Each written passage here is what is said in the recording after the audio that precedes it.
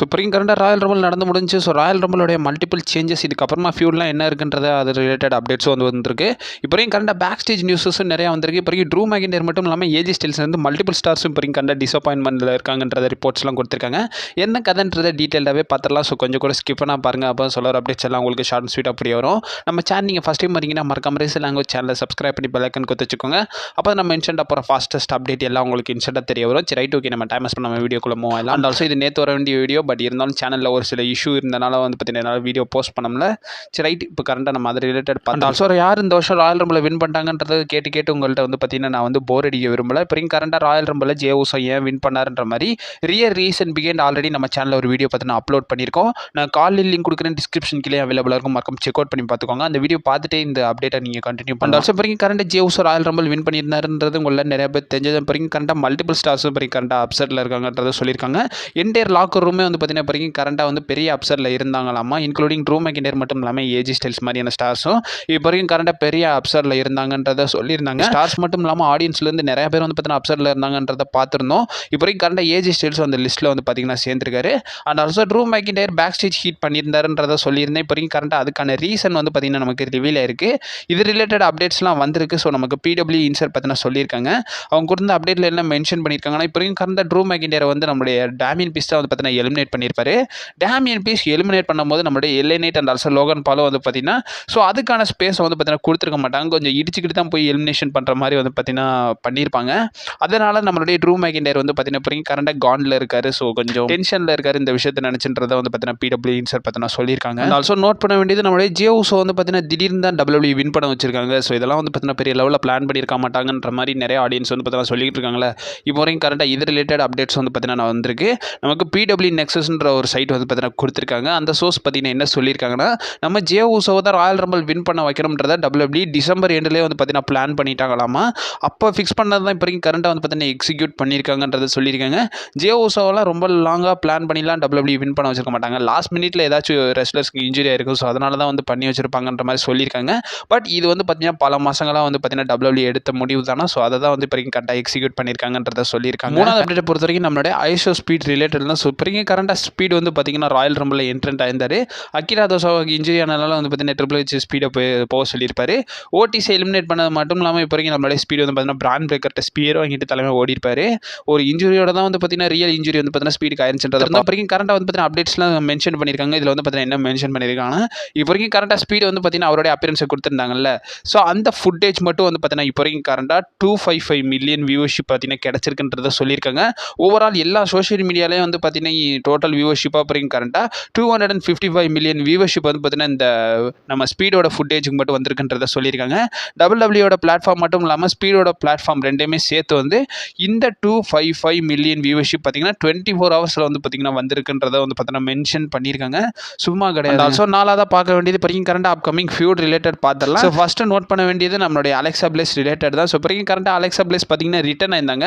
அவங்க ரிட்டர்ன் ஆனது மட்டும் இல்லாமல் இப்போ நம்ம நோட் பண்ண வேண்டிய ஒரு விஷயம் என்னன்னு கேட்டிங்கன்னா, அவங்க வந்து பார்த்தீங்கன்னா ஸோ ஃபீல்ட் ஃபார்வர்ன்ற மாதிரி வந்து பார்த்தீங்கன்னா அந்த கோட்லாம் வந்து பார்த்தீங்கன்னா அவங்களுடைய அட்டையரில் இருந்துருந்துச்சு. அது ரிலேட்டட் ஆடியன்ஸில் என்ன சொல்லியிருந்தாங்கன்னா, ஸோ கரண்ட்டாக 1 செகண்ட் வந்து பார்த்தீங்கன்னா அவங்க வந்து இந்த ஒயட் சிக் ஸ்டோரி லைனில் வர்றதுக்கான பாசிபிலிட்டிஸ் இருக்குன்ற மாதிரி நிறைய விஷயங்கள் சொல்லியிருந்தாங்களே. பட் ஒயட் சிக் இப்போ கரண்ட்டாக வந்து அவங்க ஸ்மாக் டவுனுக்கு மூவ் ஆகிட்டாங்க. இப்போ கரண்ட்டாக நமக்கு இன்சைடர் சொல்லியிருக்காங்க. பிடபிள்யூ இன்சைட் பார்த்தீங்கன்னா என்ன சொல்லியிருக்காங்கன்னா, ஸோ அலெக்சா பிளேஸர் ராவுக்கு வந்து பார்த்தீங்கன்னா மூவ் பண்ண போகிறாங்க நம்ம. ஸோ அப்கமிங் ராலே வந்து பார்த்தீங்கன்னா நம்ம வந்து அலெக்சா பிளேஸ் எதிர்பார்க்கலாம்ன்றத சொல்லியிருக்காங்க. அண்ட் ஆல்சோ கரண்ட்டாக அஃபிஷியலாக அவங்கள வந்து ரா பிராண்டுக்கு தான் மூவ் பண்ண போகிறாங்கன்றத பிடபிள்யூ இன்சைட் பார்த்தீங்கன்னா சொல்லியிருக்காங்க. ஃபியூட் யார் கூட இருக்குன்றத மென்ஷன் பண்ணல. கரண்ட்டாக அவங்க வந்து பார்த்தீங்கன்னா ராவுக்கு மூவ் ஆக போகிறாங்கன்றத சொல்லியிருக்காங்க.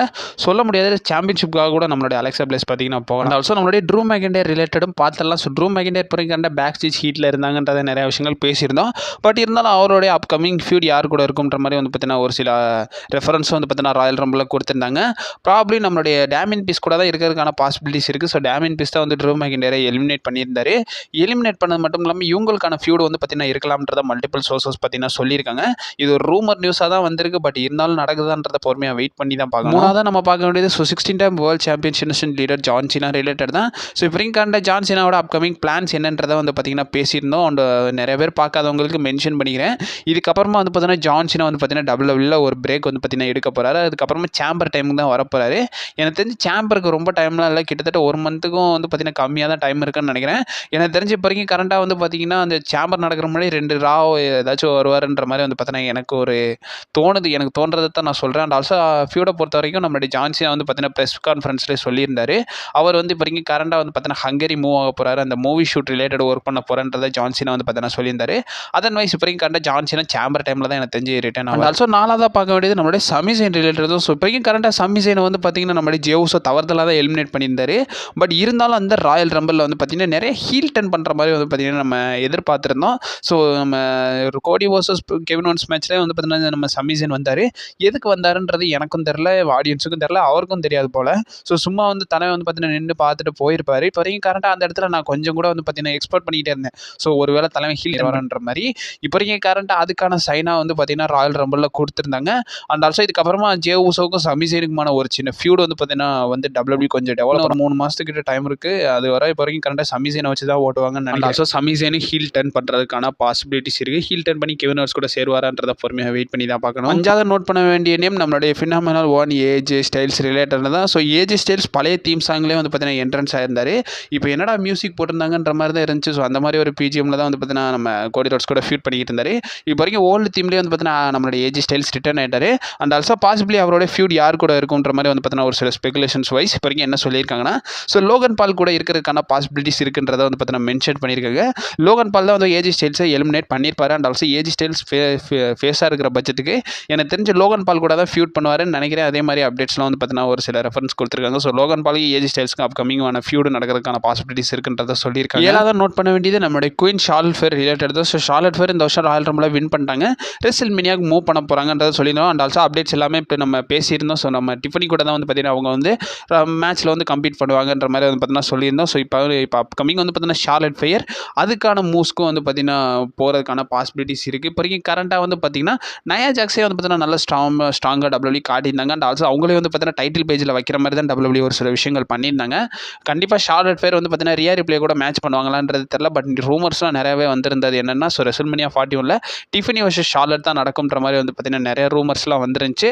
அதர்வைஸ் எனக்கு தெரிஞ்சு டிஃபனி கூட வந்து பார்த்தீங்கன்னா ஒரு சில செக்மெண்ட் கட் பண்ணுறதுக்காக நம்மளோட ஷார்லட் ஃபேர் போவாங்கன்னு நினைக்கிறேன்.